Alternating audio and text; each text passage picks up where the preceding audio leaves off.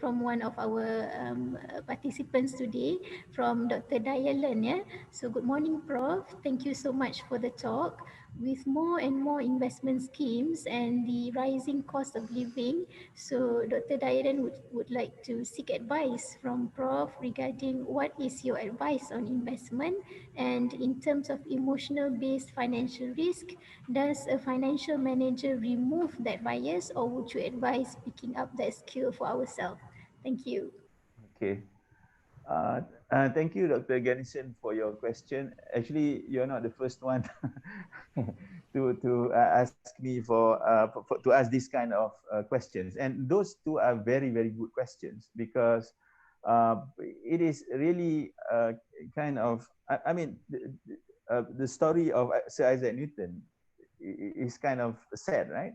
But it had happened, throughout history, and I can quote. Maybe I shouldn't reveal their names, but I have friends who were also trapped in that kind of a situation. So I have many advice on investment, of course, but I think generally speaking, what you want to do is when it comes to investment, rule number one is you have to know what you are investing in. That's the first thing. You don't have to be a specialist, but you must know at least what you are investing in.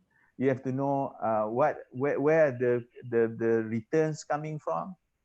You know, for example, in the South Sea Company, I know it's kind of hard. When people, a financial advisor comes to you and say like, oh, okay, you invest in this much of sum of money, but we're going to invest it in this place and that place, and therefore you could get some return. So my advice would be, don't go for something that is unheard of, something that an investment scheme, the sources of returns of which you're not too sure where it's coming from.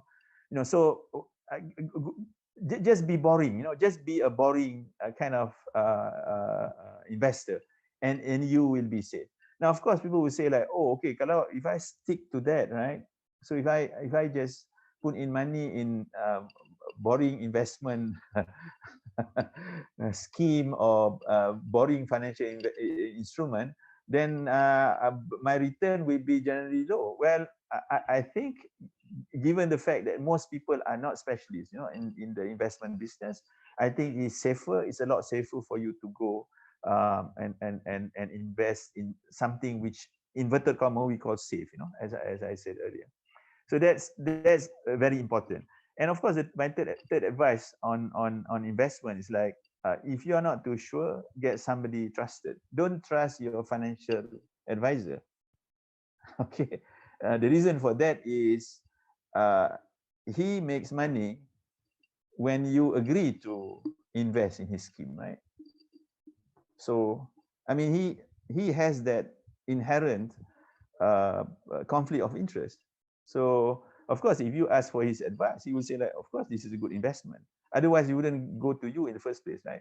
So what I mean by getting good advice is get an honest advice from people who know a bit more about investment than you do, and of course, do not listen to people who have some conflict of interest in getting you to invest in certain things, right? Um, um, now question number two, I think I've already kind of alluded to it. No, you will not be able to remove the bias because of that conflict of interest. Now, having said that, I must say, like, I'm not suggesting like, because we know like emotions play a role in decision making, therefore you should try. We should not have emotion in in making decision, because it's just impossible. However, you could insulate yourself in a way, or minimize the risk of making wrong investment by making sure that you keep that emotional part as much as possible at bay. So I think that's the point that I'm trying to make here.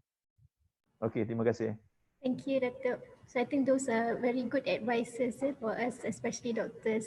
So we sometimes we tend to make not so good financial decisions just based on one biased opinion, especially the financial advisors. Yeah, they come in hands for us. So thank you, Dato. So I think that is the time that we have for the first talk. We'll be moving on to the second talk now.